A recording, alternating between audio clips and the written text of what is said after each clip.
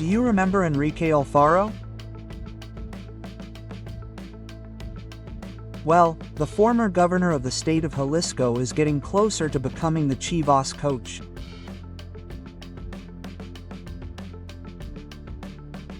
Would you like him to be the team's strategist at some point, or do you not think he has the ability to lead Guadalajara? Well, let me know in the comments and we'll talk about this very topic. I'm Jesus Bernal and I thank you all for your attention. Thank you very much for being here with me to talk about the latest regarding the Chivas team, and imagine Mr. Enrique Alfaro leading the sacred flock. If you want 1,000 pesos for free, go to Calientum MX by clicking on the link that I put below in the pinned comment, register and boom, 1,000 pesos as a gift. It's that easy and you can do whatever you want with it on the platform. There are a lot of markets with the Club World Cup, the Gold Cup, and all the tournaments this summer. So, 1,000 pesos for free on Caliente MX by clicking on the link that I put below in the fixed comment. So without further ado, let's start this video with the latest news from Chivas.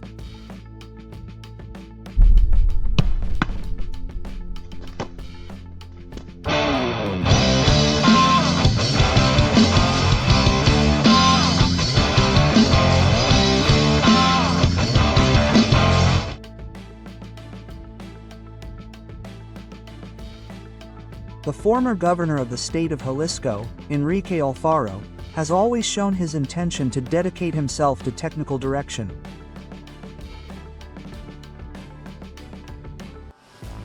And the guy has studied and has been preparing to be a coach.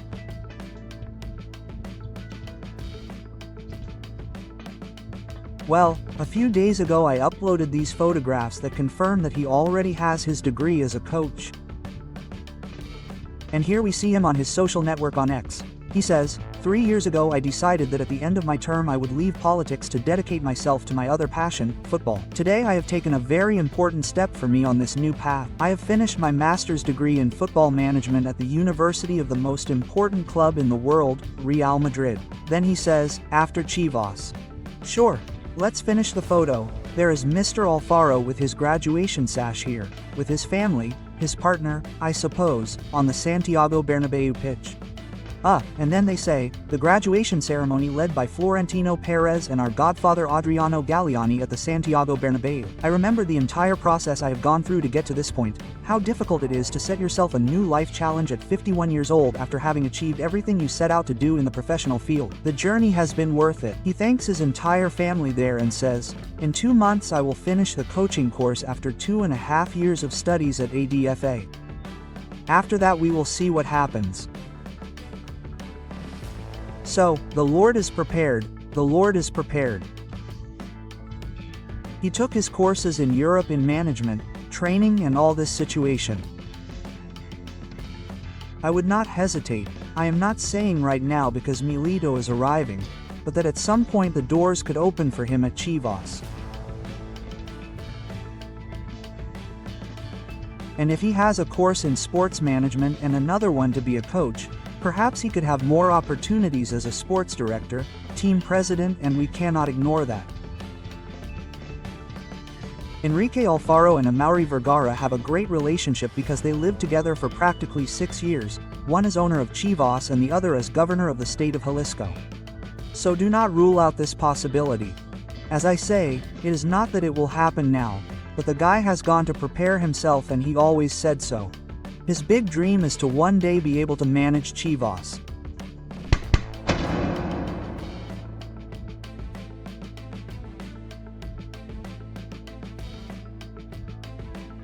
And the Chivas team has been mentioned in the Club World Cup, right? I mean, Guadalajara has absolutely nothing to do with it. It hasn't managed to win the CONCACAF in these 4 years, so therefore it is not invited to this party. But there was a program that was being broadcast to Argentina through social networks and someone asked them, I don't know the context of the question, what they thought about the fact that Chivas was not in the Club World Cup, right?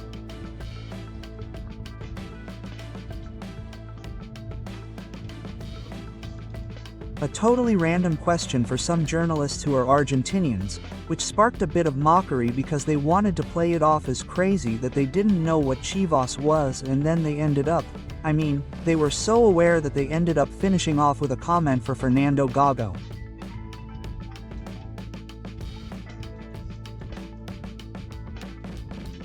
If it's okay with you, let's see what these Argentinians said about the Chivas team in a mocking tone. Tell me.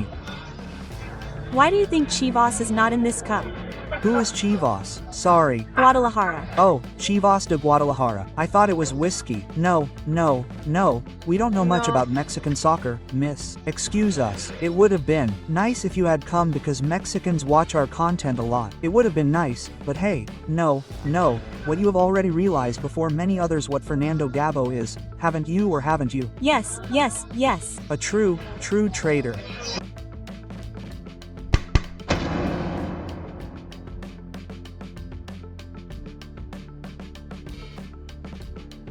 And well, the Guadalajara team has already confirmed its last friendly match of the preseason.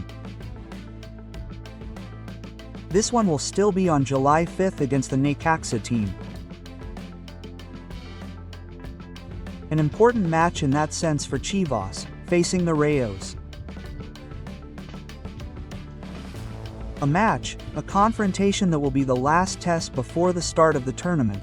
Although for Chivas it will be delayed a little longer because they will not play the first match on time and in the right way against the Tigres team because it has been postponed.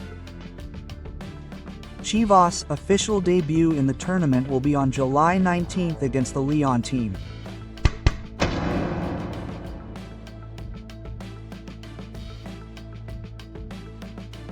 And it will be next Thursday when the Sacred Flock travels to the state of Morelos.